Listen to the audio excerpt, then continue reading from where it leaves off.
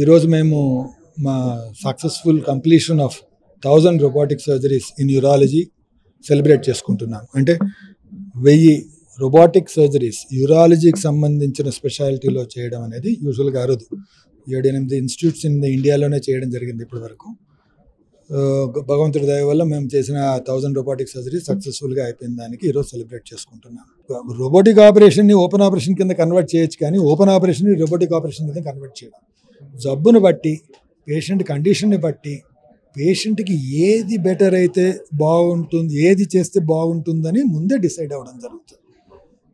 నేను చెప్పినట్టు ఒక పెద్ద 25 సెంటీమీటర్ల కిడ్నీ ట్యూమర్ని రోబోటిక్ సర్జరీ ద్వారా చేయడం అనేది వేస్ట్ అండి. అదే 2 సెంటీమీటర్ల కిడ్నీ ట్యూమర్ని రోబోటిక్ ద్వారా చేస్తే మంచి రిజల్ట్ వచ్చే అవకాశం. రోబోటిక్ సర్జరీతో కిడ్నీ మార్పిడిలో అడ్వాంటేజ్ ఏమిటి అంటే పెద్ద కట్ అనేది ఉండకపోవచ్చు, అంతే తప్ప మనకు అక్కడ అన్నిటికన్నా ముఖ్యం ఏంటి అంటే కిడ్నీ పనిచేయడం అనేది ముఖ్యం. సో మనం we should be expert in doing it, అది మోర్ ఇంపార్టెంట్. ప్రభుత్వం అనేది దీంట్లో ఎంత జోక్యం చేసుకోగలుగుతుందో చెప్పడం కష్టం అండి. Unless technology becomes cheaper, it is not easy for the government should be able to interview. ఎందుకంటే టెక్నాలజీ చాలా కాస్ట్లీగా ఉందనుకోండి, ఇది లైఫ్ అండ్ డెత్కి సంబంధించింది కాదు. ఇదే ఆపరేషన్ నేను ఓపెన్ ఆపరేషన్ చేసి చేయగలిగినప్పుడు ఇది ఎందుకు మనం దాని మీద మనం పడాలి అనుకోవచ్చు. కానీ సెలెక్టెడ్గా everybody has got a choice of his life. నేను ఇలానే చేసుకుంటాను, నేను ఏదో చేసి నేను కష్టపడి ఇది ఇలానే చేసుకుంటాను, అది వాళ్ళ చాయిస్ అనమాట. అంతేగాని 20 ఏళ్ల ముందు కూడా ఇదే జబ్బులు ట్రీట్మెంట్ చేసాం, రోబోట్ లేనప్పుడు కూడా ట్రీట్మెంట్ చేసాం. ఇప్పుడు రోబోట్ వచ్చింది కాబట్టి దాన్ని అడ్వాంటేజ్గా తీసుకుంటున్నాం.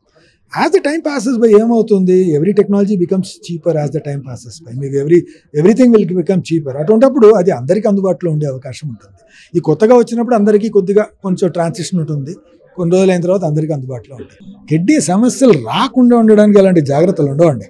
బాగా అంటే ఈ బాడీని ఎలా చూసుకోవాలని మన అందరికీ తెలుసు, అలా చూసుకుంటే చాలు. కానీ మోస్ట్ ఆఫ్ ద టైం ఏమవుతుంది అంటే neglect in presence of a disease. ఇప్పుడు ఎప్పటికీ ఏమీ లేని వాడికి సడన్ గా ఏదో వచ్చి అయిపోయింది అనుకోండి, అని మనం బ్లేమ్ చేయడానికి కూడా కుదరదు. కానీ తరచుగా మేము చూసేది ఏంటంటే 50% వాళ్ళు మనకు జబ్బు ఉందని తెలుసు, డయాబెటీస్ ఉంది, 30 ఏళ్లుగా దాన్ని లైట్ తీసుకొని అసలు కంట్రోల్లో పెట్టుకోకుండా పైకి కిందకి 300, 200, 300 ఇట్లా ఉంటుందండి అని తాత్సాచన చేసి కరెక్ట్గా ప్రైమ్ టైం 50 ఏళ్ళు వచ్చిన తర్వాత ఆ కిడ్నీలు పోయాయని బాధపడ్డాం.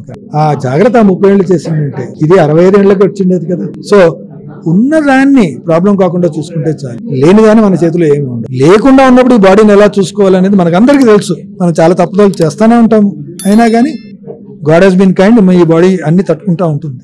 నిజంగా చెప్పాలంటే చాలా తట్టుకుంటుంది, స్టిల్ మనం చేస్తూ ఉంటాం.